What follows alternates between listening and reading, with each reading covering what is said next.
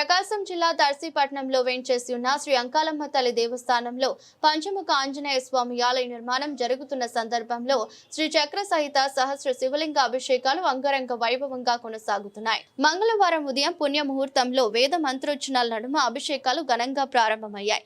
వేద పండితులు శివ పూజకు సంబంధించి ప్రత్యేక వేద సూక్తాలు పారాయణం చేయగా ఓం నమ శివాయ ధ్వనులతో ఆలయ ప్రాంగణం మారుమ్రోగింది. భక్తులు స్వయంగా తమ చేతులతో సహస్ర శివలింగాలకు పాలు, క్షీరము, తేనె, చందనం, గంగాజలంతో అభిషేకాలు చేస్తూ తమ మొక్కులు తీర్చుకున్నారు. చాలా మంది భక్తులు కుటుంబ సమేతంగా పాల్గొని సంతృప్తిని వ్యక్తం చేశారు. అభిషేకాల అనంతరం వేద పండితులు రుద్రహోమం, మహాన్యాస పూర్వక రుద్రాభిషేకం, నవగ్రహ పూజలు నిర్వహించారు. హోమాగ్నిలో సమర్పణలతో వాతావరణం పవిత్రమై భక్తులందరూ ఆధ్యాత్మిక ఆనందంలో మునిగిపోయారు.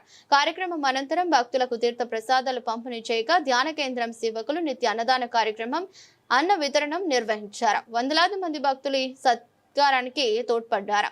ఆలయ నిర్వాహకులు మాట్లాడుతూ పంచముఖ ఆంజనేయ స్వామి ఆలయ నిర్మాణం వేగంగా సాగుతోంది. ప్రతిరోజు జరిగే శ్రీచక్ర సహిత సహస్ర శివలింగాభిషేకాలు భక్తుల విశ్వాసానికి నిదర్శనం. భక్తులు పాల్గొని ఈ పుణ్యకార్యాన్ని విజయవంతం చేస్తున్నారని కార్యక్రమంలో స్థానిక భక్తులు, సేవకులు, వేద పండితులు, దర్శీపట్నంలోని ప్రముఖులు పాల్గొన్నారు. ఆలయ పరిసరాలు పుష్పాలంకరణతో తీర్చిదిద్దబడి శివనామ స్మరణతో భక్తి వాతావరణం అలరించింది.